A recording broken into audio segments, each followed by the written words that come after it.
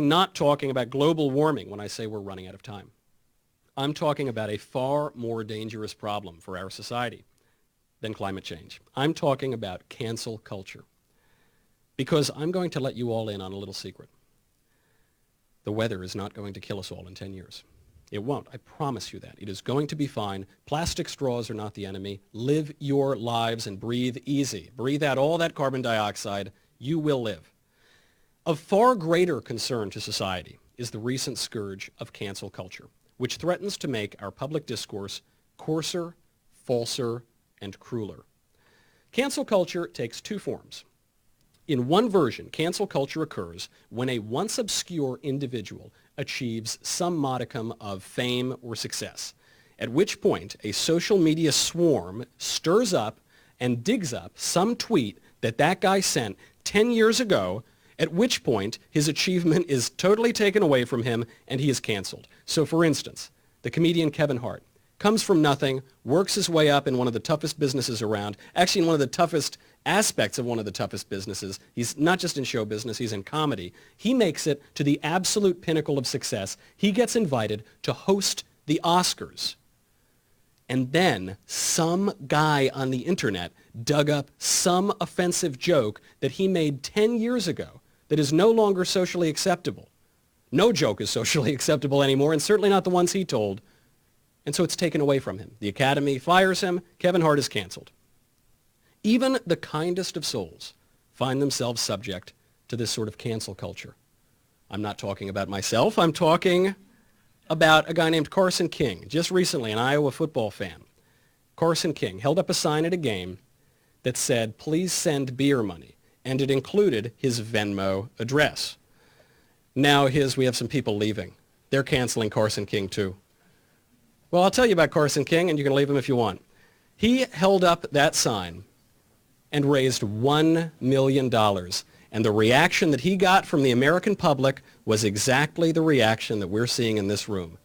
People who don't want to listen to a thing, who don't want to look at grace, who don't want to live in a culture that takes each other seriously, but a culture that merely wants to rip people down for no reason. Now, the one positive thing about that culture is the minute that all the schmucks leave, the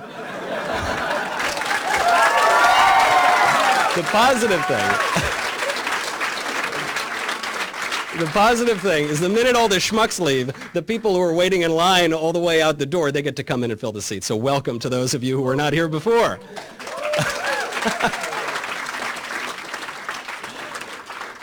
But it's actually a very good example of this. Carson King, he raises $1 million because he holds up a sign at an Iowa game. Now, if I raised $1 million, what I would do at that point, most likely, is purchase an island. I'd like look at some charities and to make myself feel good, and then I would go buy an island. I couldn't buy a nice island because it's only $1 million, but I could buy some kind of island. And that's what I would do because I'm me. I'm not Carson King. What Carson King did is he took the $1 million and he donated it to a children's hospital. The guy doesn't come from money. The guy doesn't make a lot of money. And he gave the money to a hospital. What a great guy, huh? No way that guy gets canceled, right?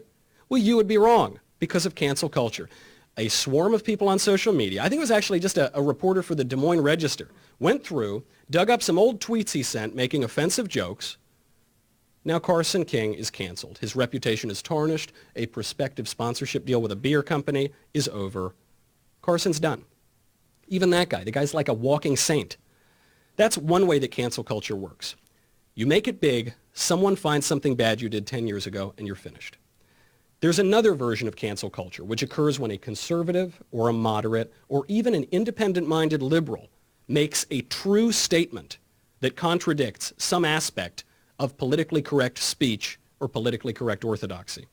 Then, you know what happens. A social media swarm springs up and pressures platforms to ban that individual. So for instance, last year, the left-wing writer Meghan Murphy was kicked off of Twitter. Meghan Murphy is not a conservative. Meghan Murphy is not a moderate. She is a left-wing feminist. She's the founder of the feminist journal, Feminist Current. But Meghan Murphy made a big mistake. She contradicted the politically correct left. She made a statement that was unacceptable to the politically correct left for the last 5 minutes. You know what that statement was? She tweeted out, "Women aren't men." It's awful, I know. Sends a shiver down my spine to think of it. Now, of course, the statement is true, but that's the point. It doesn't matter that it's true. It's actually the topic of tonight's speech, really the whole tour. In fact, what we find is very often the truer a statement is, the more liable it is to incur the ire of cancel culture. Cancel culture is political correctness with teeth. Political correctness is the leftist speech codes and behavior codes that we all make fun of because they're so ridiculous. Cancel culture is the mutant spawn of political correctness. Cancel culture is what happens when you contradict those codes of speech and behavior that political correctness dictates.